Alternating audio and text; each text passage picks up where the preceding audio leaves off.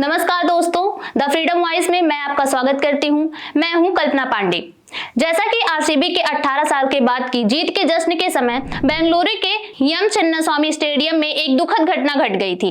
जश्न के दौरान मची भगदड़ में 11 लोगों की मौत की खबर को तो आप जानते ही होंगे, जहां आयोजकों पर कार्रवाई करने की बात और बहुत से विवाद चल रहे हैं। लेकिन यह सब का क्या मतलब है? 2-3 महीने बाद तो इन 11 मौतों को भी भूल ही जाना है, जो हर बार होता है। जरा गौर कीजिएगा कि 29 जनवरी 2025 को प्रयागराज महाकुंभ में मौनी अमावस्या के दिन करीब रात के 1-2 बजे श्रद्धालु बैरिकेड तोड़कर संगम की तरफ भागे थे और भीड़ बेकाबू होने के कारण भगदड़ मच गई थी, जिसमें सरकार द्वारा बताए गए आंकड़ों की बात करें तो बस 30 लोगों की मौत हुई थी। लेकिन वहां मौजूद लोगों ने तो 30 से कहीं ज्यादा मौत को देखा था। कई रिपोर्ट्स में भी 60 से ज्यादा लाशों को गिना गया। खैर, सरकार के औपचारिक आंकड़ों का ही हम नाम लेंगे। सरकार ने उस वक्त उन्हीं 30 मृतकों के परिवार को 25 लाख रुपए मुआवजा देने का ऐलान किया था। तो आखिर आज तक उनको वह 25 लाख रुपए क्यों नहीं मिले? आपको बता दें कि यह बात हम नहीं कह रहे हैं, यह कह रहा है Allahabad high court. Allahabad high court ने यूपी सरकार को फटकार लगाते हुए महाकुंभ में हुए मौत की रिपोर्ट भी मांगी है। कोर्ट ने यूपी सरकार से पूछा कि महाकुंभ की भगदड़ में मरने वालों को अब तक मुआवजा क्यों नहीं दिया गया। ये सुनवाई वेकेशन बेंच पर हो रही थी, जहां जस्टिस सौमित्र दयाल सिंह और संदीप जैन की खंडपीठ ने यह सुनवाई की।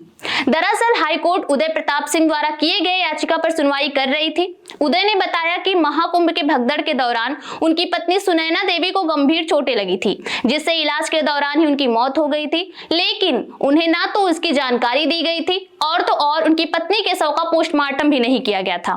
कोर्ट ने कहा कि सरकार का रवैया अस्थिर और नागरिकों के पीड़ा के प्रति उदासीन है। जब सरकार ने मुआवजे की घोषणा कर दी थी तो समय से गरिमापूर्ण रूप से मृतकों के परिवार वालों को मुआवजा दे देना चाहिए था। कोर्ट ने कहा कि क्या सरकार को नागरिकों की पीड़ा से कुछ लेना देना नहीं है? उन्होंने कहा कि राज्य सरकार मुआवजे से संबंधित पूरा ब्यौरा कोर्ट को दे कि आखिर किसको दिया गया मुआवजा, कब दिया गया, सारी डिटेल्स कोर्ट को चाहिए। कोर्ट के द्वारा हेल्थ डिपार्टमेंट, डिस्ट्रिक्ट एडमिनिस्ट्रेशन और इससे संबंधित अन्य डिपार्टमेंट को भी नोटिस भेजा गया है। आपको दैनिक भास्कर की एक रिपोर्ट को दिखाते हैं जो मार्च की है, जिसकी हेडलाइन है कि महाकुंभ के बाद भी लगभग 870 लोग लापता।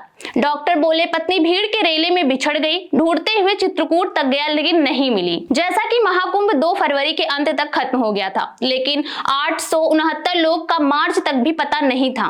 उनके परिवार अभी भी अपनों को ढूंढ रहे हैं। लेकिन सरकार कुछ दिन के लिए दुख जताती है, अफसोस करती है, भाषण देती है कि न्याय मिलेगा, यह होगा वह होगा, और फिर थोड़े समय बाद ही सब शांत हो जाता है। लेकिन जिनके ऊपर गुजरती है बस वही जानते हैं। फिलहाल के लिए इस वीडियो में इतना ही। बने रहिए हमारे साथ द फ्रीडम वॉइस के साथ।